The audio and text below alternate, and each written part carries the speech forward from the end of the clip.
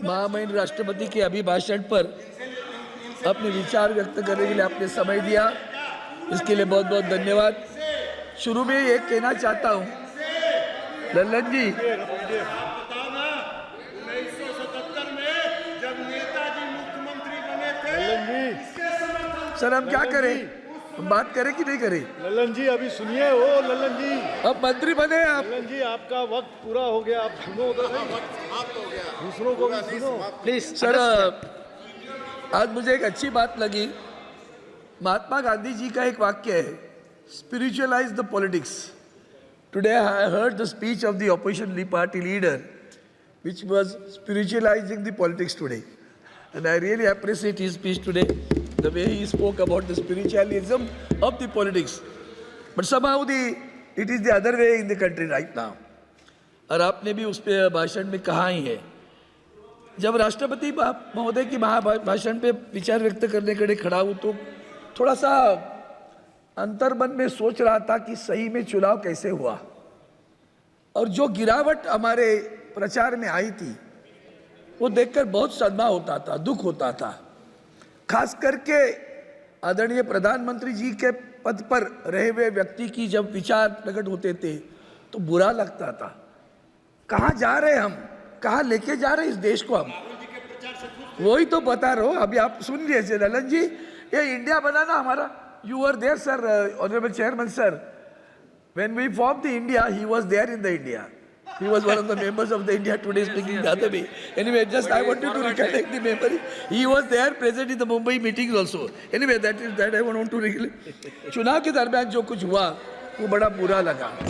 हमने पूरे देश में एक नफरत पैदा करने की कोशिश की, हमने ध्रुवीकरण करना चाहा, और वो ध्रुवीकरण धर्म के विषय पर हो रहा था।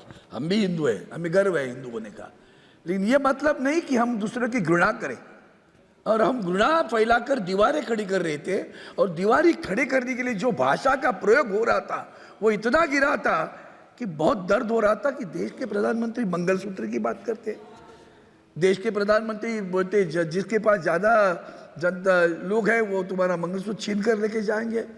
हमारी पार्टी को भी कहा, नकली कहा, हमारे आदरणीय उद्धव जी ठाकरे साहब पर भी लांछन लगाए, लेकिन एक हमारे उद्धव जी ठाकरे साहब जिस ढंग से डट के खड़े रहे, और हमारे शरद पवार साहब हो, हमारे कांग्रेस के राहुल गांधी जी हो, सोनिया गांधी, ये सब मिलकर इंडिया बनाई।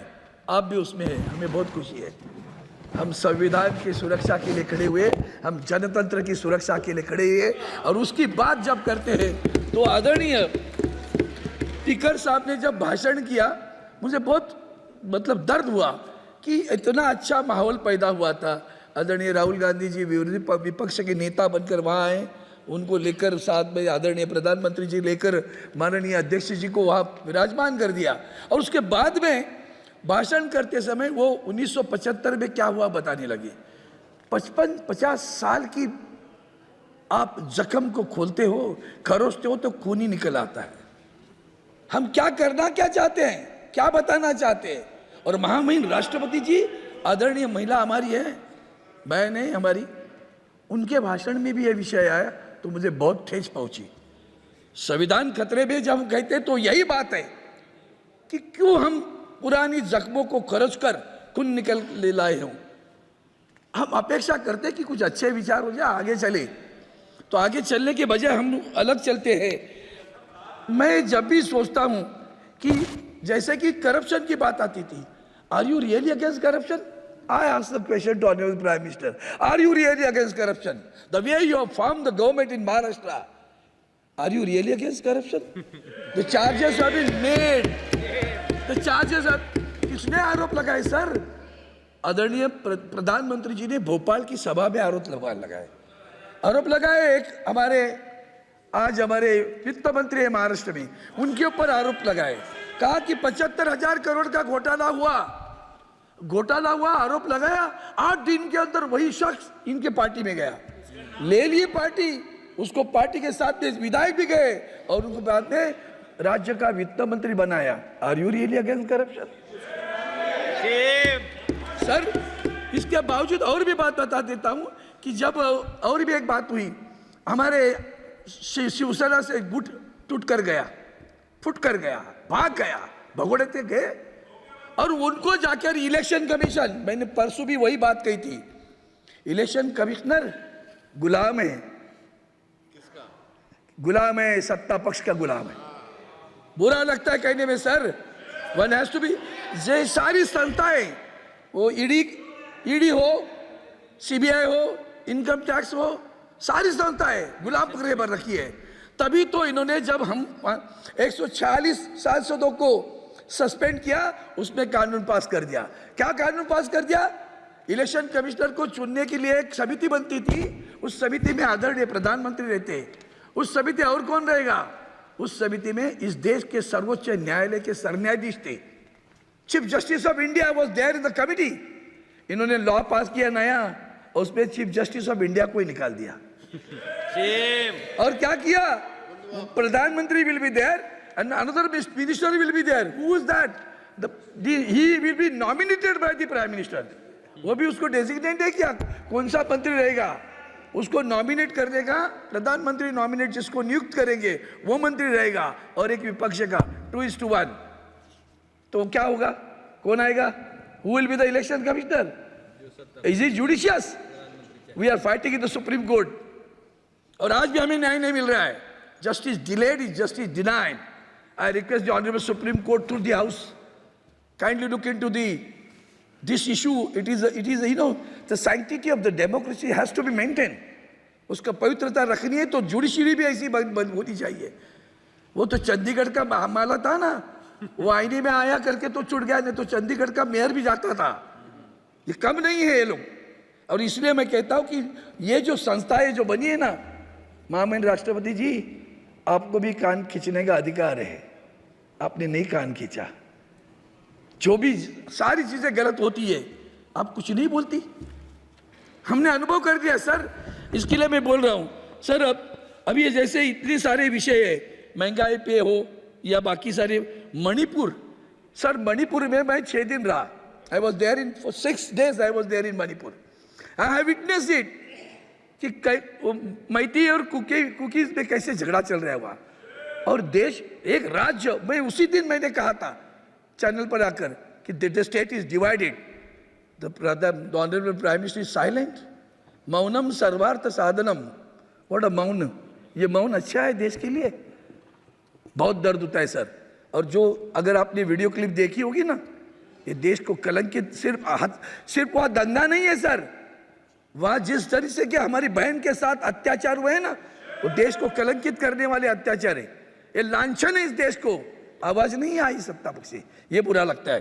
सभापति महोदय, मैं और एक चीज कहना चाहता हूँ कि आज भी इलेक्शन कमीशन हो, परसों उसके चुनाव में और एक बात हुई sir. Have you noticed it mister chairman? Have you noticed it? 2 things happen. The honourable prime minister and the honourable home minister दोनों ने कहा, एग्जिट पोल याद है? हाँ, 400 पार। और दोनों ने कहा कि मार्केट में इन्वेस्ट करो, मार्केट में इन्वेस्ट करो, 4 तारीख को चौक जाओगे, बड़ा प्रॉफिट हो जाएगा। पहले तो लोग बैंकों में पैसे रखते थे, आजकल बेचारे रिटायर्ड होते तो सोचते चलो भाई म्यूचुअल फंड्स में डालेंगे या कई शेयर्स में डालेंगे। Common man is also there in the market right now. और इन्होंने कहने के बाद 400 पार, एक ही इंसान ने पहला नारा लगाया हमारे देश में, वो है उद्धव जी ठाकरे साहब ने। उन्होंने कहा 400 पार नहीं, अब की बार भाजपा तड़ी पार। वो नारा लगाने वाले उद्धव जी ठाकरे थे, वो नारा लगाया सर। इसके बाद में लोगों ने पैसे उसमें इन्वेस्ट कर दिए। 4 तारीख को 400 पार वाले 240 पर आए और मार्केट गिर गई सर। 30 लाख करोड़ का नुकसान हुआ। 30 लाख करोड़ का नुकसान हुआ सर एक दिन में। हम सेबी के पास गए थे, हमारे साथ तृणमूल कांग्रेस के नेता थे, हम उनके साथ में गए। सेबी को मैंने कहा कि इसकी इंक्वायरी होनी चाहिए, आज भी उसकी बात नहीं हो रही है। 30 लाख करोड़ किसके गए, किनके कहने पे गए? आदरणीय प्रधानमंत्री जी, आदरणीय गृह मंत्री जी, ये अब इन्होंने कहा पैसा इन्वेस्ट करो। 30 लाख करोड़ का घोटाला हुआ, घपला हुआ, नुकसान हुआ। कौन जिम्मेदार है इसे? कोई जिम्मेदार नहीं है। और सब यही इसी तरह से और भी बातें हैं सर। एक पहला महत्वपूर्ण मुद्दा है, हमारे पास बुजुर्ग है, महामहिम राष्ट्रपति से मैं अपेक्षा करता था, उन्होंने जब इमरजेंसी में बोली sir, No, just you can take 1 minute. I thought, Just I want to give me alarm. Then she spoke Wind about up the your emergency. I don't know how much old she was that time, but then somehow she spoke about it. और जब बुजुर्गों की बात आती है, sir बुजुर्गों के pension के बारे में बात इस कीजिए, कई भाषण में उसका उल्लेख नहीं है। बेरोजगारी के बारे में कहीं उल्लेख नहीं है। बेरोजगार तड़प रहा है, PSUs are being sold out, और बेरोजगार रास्ते में तड़प रहे। हाल ही में कल परसों सर हमारे पास पुलिस की भर्ती थी, उस पुलिस की भर्ती में 2 जवान युवा मृत्यु हुई उनकी दौड़ने के बाद में। कोई कुछ दर्द नहीं होता। किसान आज भी आत्महत्या कर रहे हैं सर हमारे पास। और सर PSUs के बारे में हम बात करना चाहते हैं। हम चाहते हैं कि इनकी नीतियों की वजह से आत्मनिर्भर Please wind up. You are having one more speaker. Yeah, You are having one more speaker in your party. Yeah, I'll conclude Already in 1 minute. exhausted. That's the reason I'm concluding now. I got it. I got it. I want him to. That is the reason I'm not talking on farmers. मैंने किसानों पे बात नहीं की। मैं एक ही बात करना चाहता हूँ। जैसे बुजुर्गों की बात की, बुजुर्ग के पेंशन की बात की, बेरोजगार की बात करता हूँ। सर रिक्रूटमेंट कैसे होती है? अभी तो नीट का विषय आया ही है, सारी परीक्षाओं क्या है? आपने कभी स्टाफ सिलेक्शन कमीशन का सोचा है? मेरे यहाँ मुंबई में इनकम टैक्स में 1200 तृतीय श्रेणी के वैकेंसीज निकली, और उसमें स्टाफ सिलेक्शन कमीशन से रिजल्ट आ गया। डाउट है, 1200 में से महाराष्ट्र में से सिर्फ 3 लोग पास हुए, मुंबई में आए। इसके ऊपर भी बहुत गहरा इसकी जांच करनी चाहिए। जो लोग कैजुअल लीव का एप्लीकेशन नहीं लिख सकते हैं, वो बाबू बनकर वहां आया है सर। ऐसी स्थिति है। और इसलिए मैं आपसे प्रार्थना करता हूं कि हम लोग पुरानी बातें निकल कर, इतिहास भूगोल क्या क्या निकाल कर जो देश को विघटित करने का विभजनकारी विचारों को लेकर आगे चल रहे, मेरी प्रार्थना है आप सभी से, खास करके सत्ता पक्ष से, छोड़ो कल की बातें, कल की बात पुरानी, नए द्वार पे लिख देते हैं मिलकर नई कहानी। हम हिंदुस्तानी, हम हिंदुस्तानी, हम हिंदुस्तानी। जय हिंद, जय माता। देश विदेशातील प्रत्येक घडामोडींचे लाईव्ह अपडेट मिळवण्यासाठी आता साम टीव्हीच्या सर्व सोशल मीडिया प्लॅटफॉर्मला लाईक, फॉलो आणि सबस्क्राईब करा। तसंच सर्व नोटिफिकेशनसाठी बेल आयकॉन प्रेस करायला विसरू नका।